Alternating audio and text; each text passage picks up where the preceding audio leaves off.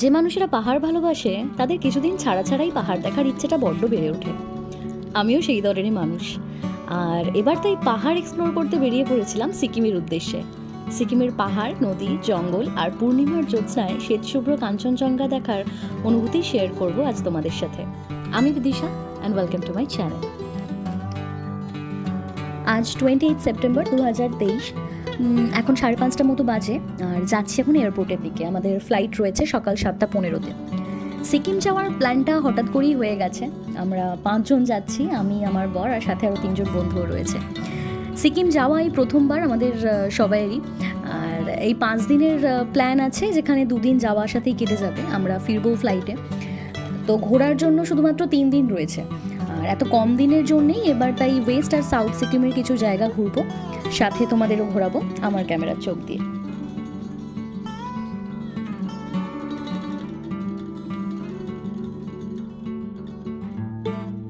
Plane just start করলো আর 40 মিনিটের মধ্যেই বাগডোগরা নেমে যাবে দেখাচ্ছে।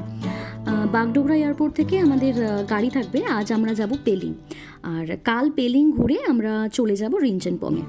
আমরা যখনই ট্রাভেল করি আমরা ট্যুর প্যাকেজটাই প্রেফার করি, যার জন্য আমাদের নিজেদের কোনো হেডেক নিতে হয় না। কারণ কিছু দিনের জন্য ঘুরতে গেলে সেখানে শুধু ঘোরাটাই সবাই চায়। আর এই সিকিম ট্যুরে আমাদের প্যাকেজ ছিল 10,000 করে পার হেড।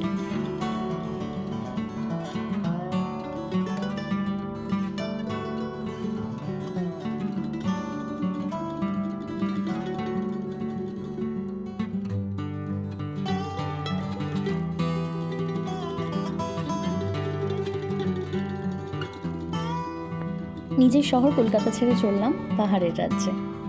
সকালের ঘুমন্ত শহরকে উপর থেকে দেখতে কিন্তু বেশ লাগছিল।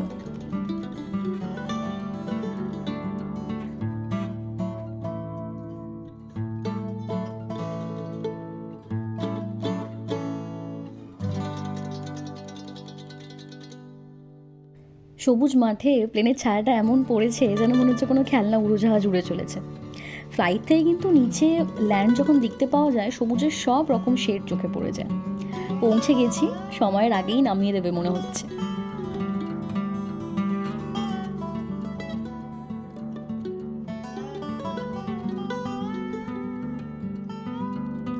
বাগডোগরা এয়ারপোর্ট কিন্তু ডিফেন্স এয়ারপোর্ট, তো সেজন্য এখানে কোনো রকম ফটো বা ভিডিওগ্রাফি করা অ্যালাউড নয়, পুরোপুরি রেস্ট্রিক্টেড। 8টা বাজার 10 মিনিট আগেই নেমে পড়েছি আমরা।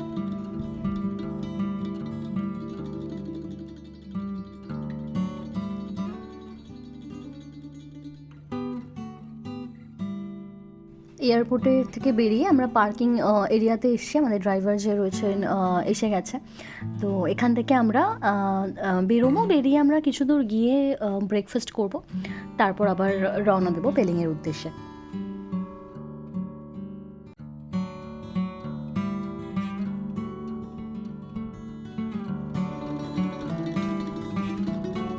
যাচ্ছি এখন ক্যান্টনমেন্ট এরিয়া দিয়ে। এখানে মাঝে মাঝে রাস্তায় হাতিও চলে আসে, সেই সাইনবোর্ডও দেওয়া রয়েছে কিছু কিছু জায়গায়। আর শিলিগুড়িতে প্রচুর জ্যাম ছিল আর প্রচুর গরমও হচ্ছে, তাই সবাই ভাবছি কখন পাহাড়ে উঠবো আর একটু ঠান্ডা হাওয়া গায়ে লাগবে।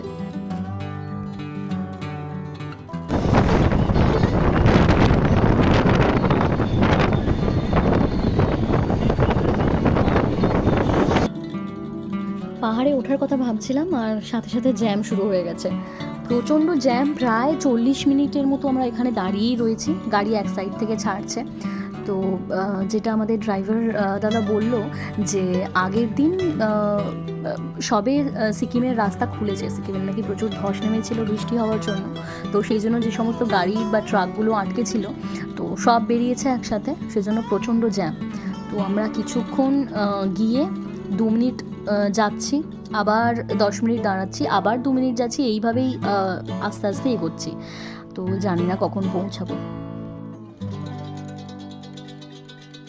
এই আমরা সেবক ব্রিজ ক্রস করছি। 11টা বেজে গেল এখানে পৌঁছাতেই। নর্মালি বাগডোগরা থেকে পেলিং যেতে সময় লাগে 4.5 ঘন্টার মতো, বাট এখানে যা জ্যাম রয়েছে আজকে মনে হচ্ছে 8-9 ঘন্টা লেগে যাবে। তো দেখা যাক কখন পৌঁছায়। এই সেবক ব্রিজের নিচ দিয়ে তিস্তা নদী বয়ে যাচ্ছে। বর্ষার জন্য এখন জল তবু রয়েছে, অন্য সময় জল প্রায় একদমই থাকে না। আর নদীর পাশে অসংখ্য কাশফুল হয়ে রয়েছে, যারা জানান দিচ্ছে যে দুর্গাপুজো এসে গেছে। সেবক ব্রিজ থেকে কিছুটা এগিয়েই আমরা এসেছি ব্রেকফাস্ট করতে। চাসুম রেস্টুরেন্ট বলে এখানে একটা রেস্টুরেন্ট আছে, ভীষণ সুন্দর, সিম্পল, ছোটোখাটো, বাট বেশ ভালো। আর ইন্ডিয়ান, চাইনিজ সব রকমই খাবার পাওয়া যায় এখানে। আর আমরা অর্ডার করেছি ভেজ মোমো আর ফ্রেশ লাইম সোডা। সবারই অবস্থা একটু খারাপ গরমে, ভোরবেলা এমনিও ওঠার জন্য কারোরই সেরকমভাবে ঘুম হয়নি, তো তাই হালকা ব্রেকফাস্টই করা।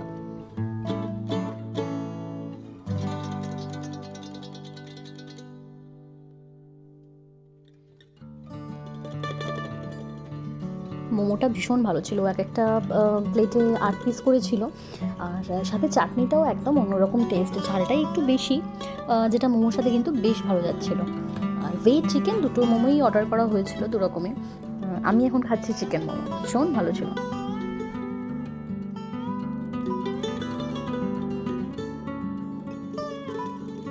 বেরিয়ে পড়েছি ব্রেকফাস্ট করে আবার। আর ওই ঠান্ডা এসি থেকে আবার বাইরে বেরিয়ে একদম অবস্থা খারাপ হয়ে যাচ্ছিলো। আজ মানে রোদ উঠেছে একেবারে সেই তেজ রোদে। আর জ্যাম তো সেরকমই রয়েছে মনে হচ্ছে, দেখা যাক, জানি না কত জ্যাম রয়েছে আরও। পাহাড়ে তো জ্যাম হলে এটাই যেটা প্রবলেম, যে একটা একটা লাইন করে ছাড়ে, তো ওভারটেক করে যাওয়ার কোনো ব্যাপার নেই। তো দেখা যাক কতক্ষণ টাইম লাগে। পাশ দিয়ে তিস্তা নদী বয়ে যাচ্ছে, বর্ষায় তিস্তায় এখন প্রচুর জল।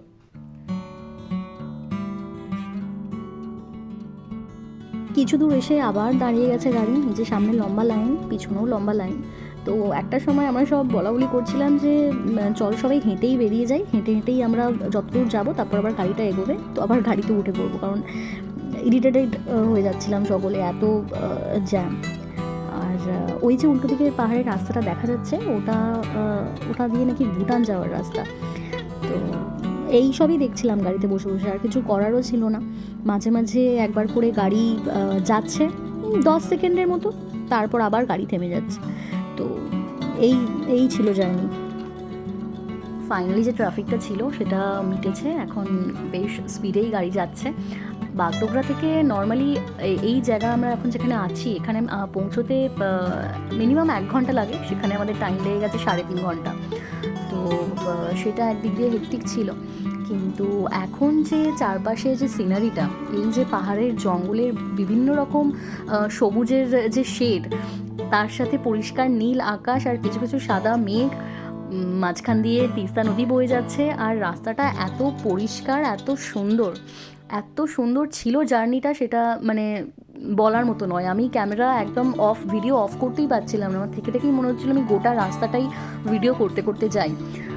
ভীষণ সুন্দর ছিল জার্নিটা। তারপরে আর আমি কিছু কিছু জার্নির কাট করছি না, কারণ আমি চাই তোমরাও ফিল করো যে তোমরা আমার সাথে ঘুরতে বেরিয়েছো, তোমরাও এই জার্নিটাতে আমার সাথে রয়েছো।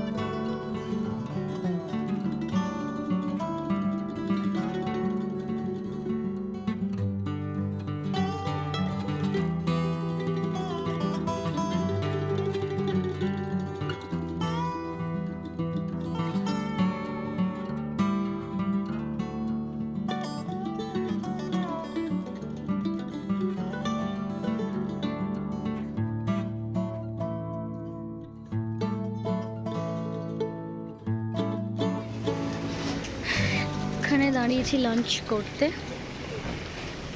লাঞ্চের সময় আমার ফোনের ব্যাটারি ছিল না, তো ফোনটা চার্জে বসানো ছিল, সেজন্য আর খাবারের ভিডিও করা হয়নি। সিম্পল ভেজ থালি আর অমলেট নিয়েছিলাম আমরা। এই হচ্ছে হোটেল, এখান থেকে যেতে আরও 2.5 ঘন্টা লাগবে। লাঞ্চ করে বেরিয়ে পড়েছি। আমরা লাঞ্চ করতে নেমেছিলাম মেনলিতে, যেটা কালিম্পং ডিস্ট্রিক্টের মধ্যে পড়ে। তো এই ব্রিজটা ক্রস করলেই আমরা সিকিমে এন্টার করব।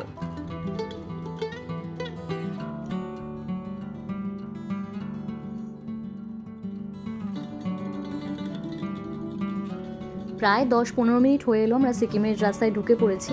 আর চারপাশে এত কাশফুল হয়ে আছে, মানে ভীষণ সুন্দর লাগছে, পুরো পুজো ভাইবস একদম পাহাড়ি এলাকাতে।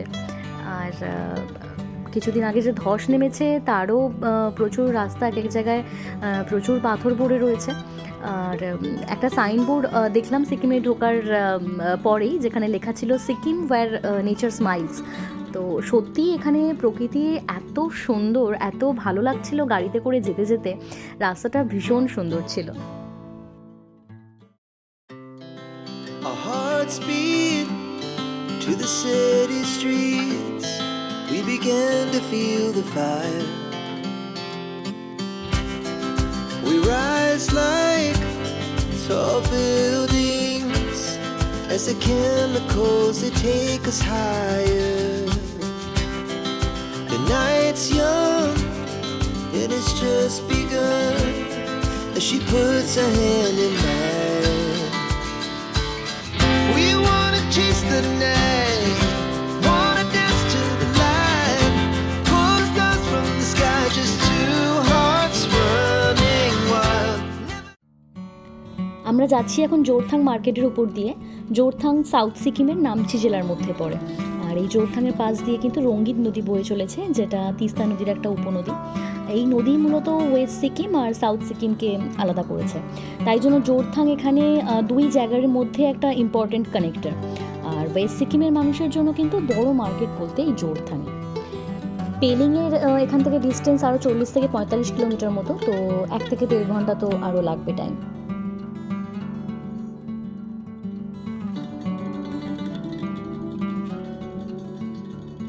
ওদিকে সোজা রাস্তাটা নামচির দিকে চলে যাচ্ছে, আর আমরা বাদিকে যাচ্ছি পেলিংয়ের দিকে আক্কার ব্রিজের উপর দিয়ে।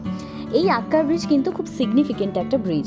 ভারতের সর্বপ্রথম কনক্রিটের তার ব্রিজ হলো এই আক্কার ব্রিজ। রঙ্গিত নদীর উপর 16 মিটার উঁচুতে তৈরি ব্রিজ ওয়েস্ট আর সাউথ সিকিমকে কানেক্ট করে। এখান থেকে অসম্ভব সুন্দর একটা ভিউ পাওয়া যায়, কিন্তু আমাদের যেহেতু সন্ধ্যের আগে পৌঁছতে হবে, সেই জন্য আর এখানে দাঁড়াইনি।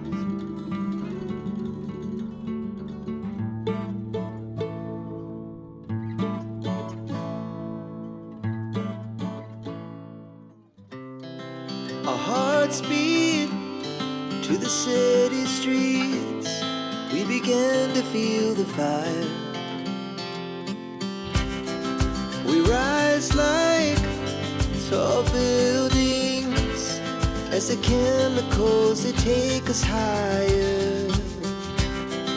The night's young and it's just begun as she puts her hand in mine.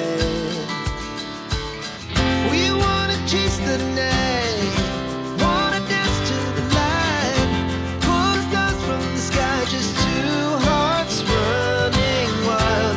Never sleep, never stop, as we shout from the top. এটা কি বো করছে আমার? বো করছে, বলছে ওয়েলকাম টু সিকিম। আচ্ছা, এখানে চা খেতে দাঁড়িয়েছি। এখন বাজে হচ্ছে 5:24। এখনো কতক্ষণ বাকি? এখনো অলমোস্ট 1.25 ঘন্টার মতো লাগবে। যেতে যেতে অন্ধকার হয়ে এলো। পাহাড়ের পিছন থেকে চাঁদ মামা উঁকি দিচ্ছে। একটানা কদিন ধরে বৃষ্টি হওয়ার কারণে রাস্তার কিছু কিছু জায়গার অবস্থা একটু খারাপ হয়ে গেছে। আর এই পাহাড়ি রাস্তায় তো কোনো ল্যাম্পপোস্টও থাকে না, তো অন্ধকারের মধ্যেই আমাদের গাড়ি চলেছে। দেখা হচ্ছে হোটেলে গিয়ে। আর 2 দিন বাদেই পূর্ণিমা, সেই জন্যই চাঁদটা এত বড় পাহাড়ের উপরে উঠেছে, ভীষণ ভালো লাগছে দেখতে। আর উল্টো দিকের পাহাড়ে যে লাইটটা দেখা যাচ্ছে ওটাই জোরথাং। তো আমরা অনেকটাই উপরে চলে এসেছি, আর 10-15 মিনিটের পথ। ফাইনালি পৌঁছে গেছি আমাদের হোটেলে, হোটেল প্যান্ডিম হাইটস। এই হোটেলটা রয়েছে লোয়ার পেলিংয়ে। আর হোটেলের লোকেশনটা কিন্তু বেশ ভালো। আমি দিনের আলোতে আরও ভালো করে হোটেল রুমের ট্যুর ভালোভাবে দেব। যারা একটু ক্রাউডেড এরিয়া পছন্দ করেন তাদের জন্য একদমই বলছি না, কিন্তু যারা নিরিবিলিতে পাহাড় আর প্রকৃতির সাথে একটু টাইম কাটাতে চান তাদের জন্য কিন্তু একদম আইডিয়াল প্লেস। আর এই ভিউটা আমাদের রুমের ব্যালকনি থেকে। হোটেলটা একদম রাস্তার উপরে, মানে আমার ব্যালকনির নিচে একদম ঢালু খাদ আর জঙ্গল। তো খালি চোখে কাঞ্চনজঙ্ঘাও দেখা যাচ্ছে, তবে ভিডিওতে সেরকমভাবে আমি ক্যাপচার করতে পারছি না। তাই নাইট মোডে আমরা সেদিন কিছু ছবি তুলেছিলাম। অসম্ভব সুন্দর ভিউ পেয়েছিলাম। চারপাশে অনেক রকম ঝিঝি পোকার ডাক, দূরে রঙ্গিত নদীর স্রোতের আওয়াজও পাচ্ছি। আর সামনে একটা অদ্ভুত ধরনের পাতাবিহীন গাছ রয়েছে। দূরে পাহাড়ে আলোগুলো জোনাকি পোকার মতো টিমটিম করছে। ভীষণ অ্যাডভেঞ্চারাস একটা পরিবেশ। রাতের পাহাড়ি পরিবেশের অনুভূতি নিতে গেলে এখানে কিন্তু একবার আসতে হবে। আজ এইটুকুই। নেক্সট ব্লগে পেলিং ঘোরার এক্সপিরিয়েন্স শেয়ার করবো তোমাদের সাথে। আর এই ভিডিওটা যদি ভালো লেগে থাকে কমেন্টে জানিও, আর একটু লাইক শেয়ার অ্যান্ড সাবস্ক্রাইব করে দিও। Till then, tata.